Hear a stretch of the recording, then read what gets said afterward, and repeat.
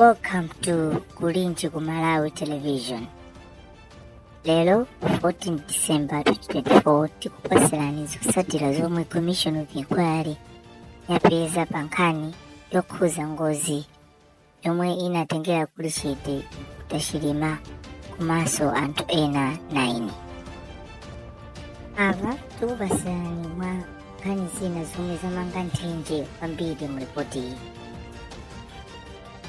Poyamba waba mpando wa komiti yomwe imafufuza za ngozi yomwe inagwa kuchangawa ndi kupha yemwe anali wachiwiri kwa mtsogoleri wa dziko lino Malemu Saulos Chilima ndi anthu ena 9 ndi anthu ena asanu ndi anayi Alijaba Alide anapempha atolankhani omwe anali kumwambo kuti amvesese mwachidwi ndi kulemba moona zomwe atamve mu ripoti iyi. Ndipo iwo anapitiriza kufotokoza kuti ripoti iyi muli umboni onse okhuza kunyamuka kwa ndege pa bwalo la ndege la Kamuzu pa nthawi yomwe ndege inapezeka itagwa. Ndipo Commissioner Patrick Chawale adati kafukufuku ka nkhani ya ngozi iyi kachitika m'malo osiyanasiyana monga ku bwalo la ndege la Kamuzu International, ku Zomba Barracks, bwalo la ndege la Mzuzu komanso achibale ndi achipatala, koma Amalawi sanatuluke kuzapereka umboni pa nkhani ya kugwa kwa ndegeyi. Ndipo Chawale adapitiriza kunena kuti anthu asanu okha ndi amene anakaonekera ku komishoni iyi. Ofesi ya Malemu Dr. Saulos Chilima atapempha ofesi ya mtsogoleri ndi nduna zake kuti Dr. Chilima akufuna apite kumaliro a Bambo Kasamala. Ndipo mtsogoleri wa dziko lino adavomera pempholi, ndipo madongosolo adasintha kuti Richard Chimwendo Banda sakayimiranso boma la maliro, ndipo m'malo mwake Dr. Chilima ndiwo akayimirire mtsogoleri wa dziko lino. Komanso President Chakwera adalolezanso kuti ndalama yachipepeso yokwana 5 million Malawi kwacha ikaperekedwe kumaliro a Bambo Kasamala. Malingana ndi umboni umene anapereka anthu angapo ku komishoni omwe amagwira ntchito pa matawo a Airtel komanso TNM, nyengo inali yoyipa kwambiri pa 10 June 2024. Ndipo mlonda wa phiri la Pambala akuti kunali chifunga, mphepo yamkuntho komanso mvula pa phiripa, ndipo kunali kuvuta kuona patali. Naye mlonda wina pa phiripo Whiteton Chisale anauza komishoni kuti kunali mvula yochuluka komanso chifunga ndi mphepo moti mpaka malata pa nyumba za matawa ankachoka. Nawo amoyo ako KIA ataona kuti nyengo yasintha kwambiri anayamba kuyesera kuti ayankhule nawo oyendesa ndege iyi kuti awauze mmene nyengo inavutira munjira yopita ku Mzuzu komanso ku Mzuzuko, zomwe analephera kuchita kuti amakanika kuwapeza oyendesa ndege iyi.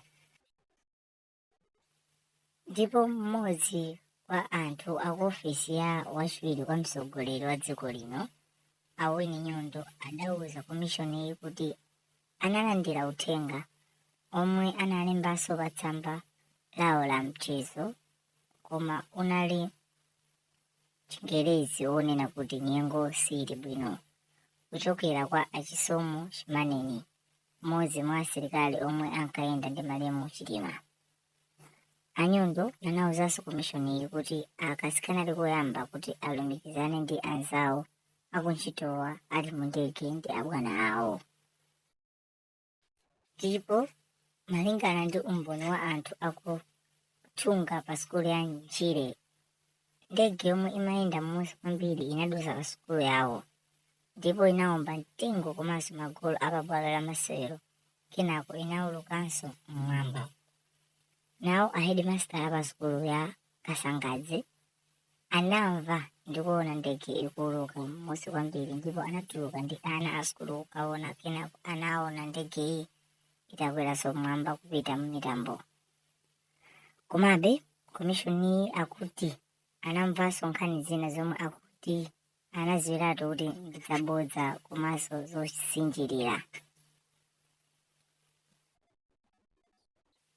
Ndipo malingana ndi ripoti ili, mayi Mary Chilima anapereka umboni wawo kuti monga mwa chikhalidwe chawo, malemu Dr. Chilima anawawuza kuti akunyamuka bwalo la ndege la Kamuzu International koma sanawadziwitse ngati afika ku Mzuzu.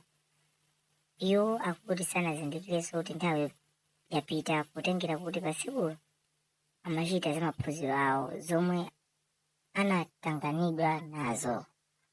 Kenako mayi Chilima akuti anayamba kuonera maliro a bambo Kasambala pa kanema ndipo pomwe sanaone amuna awo. Ndipo iwo ankaganiza kuti ikhoza kukhala kuti anyamuka kubwerera monga mmene anawuzira kuti abwera mwachangu. Komabe akuti anadabwa pomwe akuluakulu ena aboma ndi abale awo mayi Valera anabwera kuzawawuza kuti ndege yomwe anakwera malemu Chilima yasowa, ndipo amene anali ozizimuka ndi nkhaniyi. Ndipo mripoti ili lati m'bale wawo wa malemu Chilima Dr. Ben Chilima anapereka umboni kuti anapasidwa mwayi ndi aboma kuti asankhe omwe atapime thupi la malemu Chilima.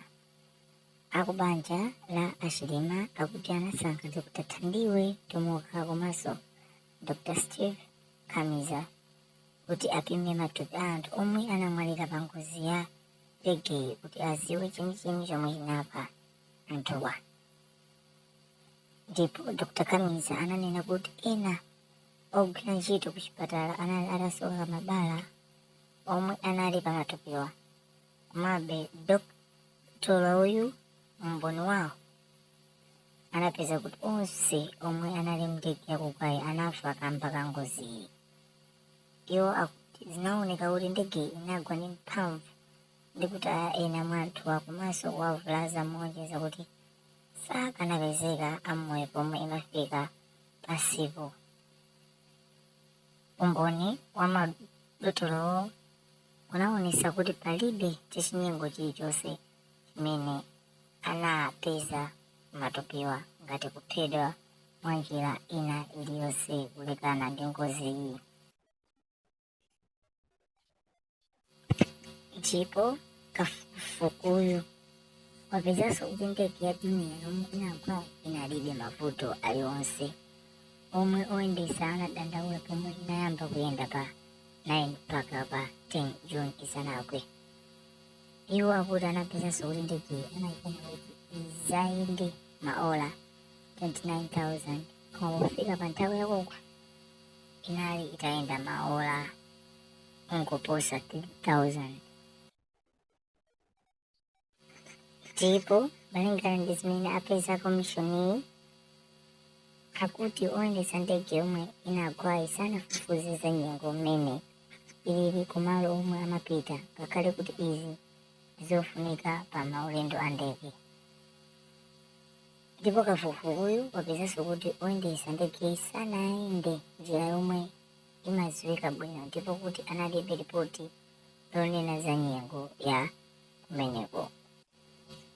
Ndipo malingana ndi wapampando wa komiti yoona za ngozi ya ndege Judge Jaba Alibe ati kusaka ndege ya Dunia 228 yomwe inasowa pa 10 June usiku kunali kovuta kamba ka utenga wabodza umene anthu ankanena omwe anasokoneza malo akuti kufufuzawa apite.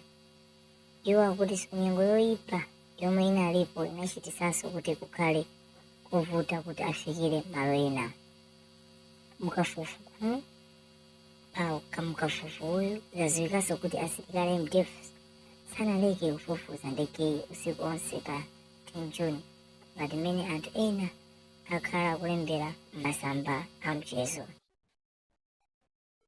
Po zinthu zomwe zinapezeka pa malo a ngozi zinali monga izi: 6 smartphones and 1 other cell phone, ndalama yokwana 1.8 million, 69,000, ma flash discs awiri, 1 hymn book komanso 2 pistols. Ndipo izi ndi zina mwa zomwe ripotili lapeza. Tsopano tikupasirani full ripoti yomwe Commission of Inquiry yapeza pa nkhani ya imfa ya Dr. Chilima.